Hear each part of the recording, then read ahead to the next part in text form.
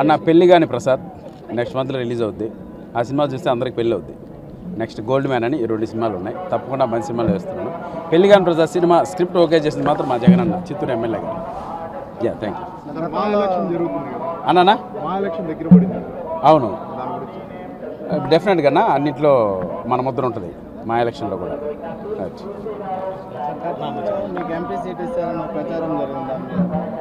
అవును, ట్రై చేసిన మాట వాస్తవమే. సో చిన్న పిల్లడు ఇంకా ఎందుకప్పుడే రాజకీయాలని నెక్స్ట్ చూద్దాం నన్ను ఎప్పుడు ఆల్వేస్ సపోర్ట్ అన్న.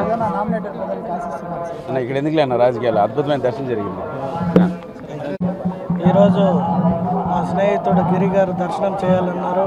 అలాగే నా స్నేహితులందరితో సాక్షాత్ కలియుగ దైవం ఏడుకొండల స్వామి దర్శనానికి విచ్చేసాము. ఏదైనా ఒక మంచి పరిపాలనలో ఈ దేవస్థాన దర్శనానికి వస్తే కూడా ఆ అద్భుతమైన దర్శనం జరగడం కానీ ఆ ఒక సంతోషం కూడా కలగడం జరిగింది. ఎక్కడికెక్కడ కొండపైన కూడా గత ఈ 2-3 వారాల నుండి మీరందరూ గమనిస్తే పరిశుభ్రత కానీ అన్ని విషయాల్లో కూడా ఒక క్రమశిక్షణగా ఈ దేవస్థానాన్ని మార్చే క్రమంలో మన ముఖ్యమంత్రి శ్రీ నారా చంద్రబాబు నాయుడు గారు ఆల్రెడీ ఆదేశాలు చేయడం జరిగింది. తిరుమలని ప్రక్షాళన చేస్తానన్న విధంగా మంచి అధికారుల్ని నియమించారు.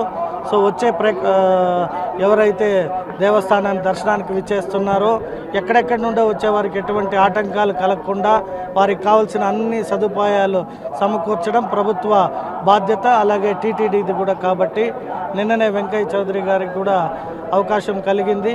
సో అందరూ అధికారులు ఈ దేవస్థానాన్ని ఇంకా ఉన్నత స్థానానికి తీసుకుపోతారని భావిస్తూ సెలవు తీసుకుంటారు. Thank you.